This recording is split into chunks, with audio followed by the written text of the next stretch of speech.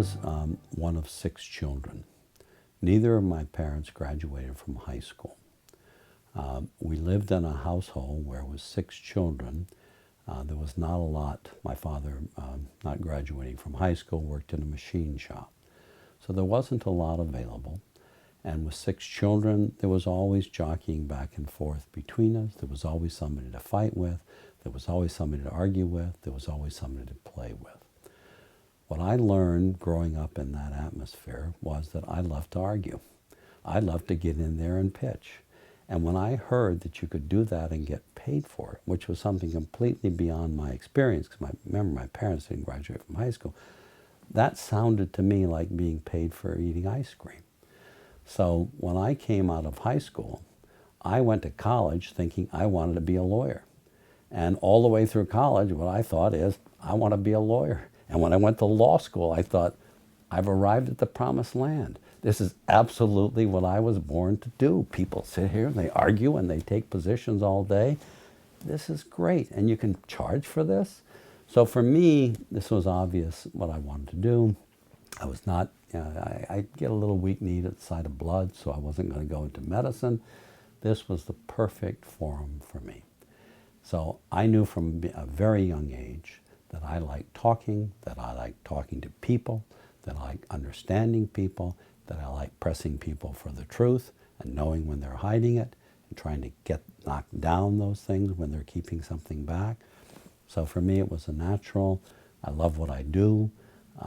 If you don't love what you do, maybe you better look at another profession, because if you do love what you do, then you don't feel like you're going to work at all. I feel like when I get into court, if I could have a perfect day, I'd get up here in Malibu, I'd surf in the morning, I'd come in and put my board down, I'd go into court and I'd have a good cross-examination. Maybe a drink at the end, but that would be a perfect day.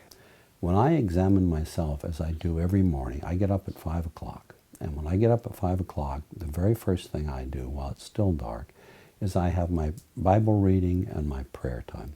And when I examine myself, I find that I have all the thoughts that I want to eliminate and can't control.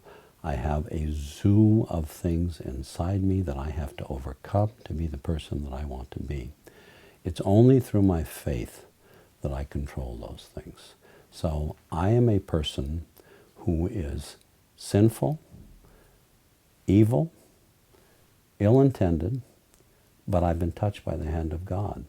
And that's what makes the difference for me. So I start my day with my Bible and with my prayer time. And when I go out with the resolve that I'm going to try to do things for other people that day, that I'm going to try to give the kind word where I could give the crossword, that I'm going to try to think about what the situation must be for someone else, even if it isn't for me, because I find all the temptations to just look after myself and to see myself as the center of the universe, that I'm sure all of us feel to some degree, but I think I do to an exceptional degree.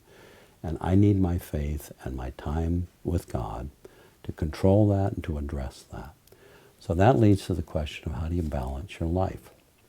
I think it's a very important question, because I see lawyers screw it up all the time.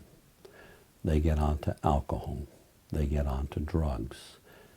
They become very good at what they do, and so that's all they do. None of those work. I'm 69 years old this year. I still like to get out and surf. I still like to take my dogs up for a hike. I just came back from a week of skiing. If I don't have those things balanced in my life, I'm not as good a lawyer as I should be.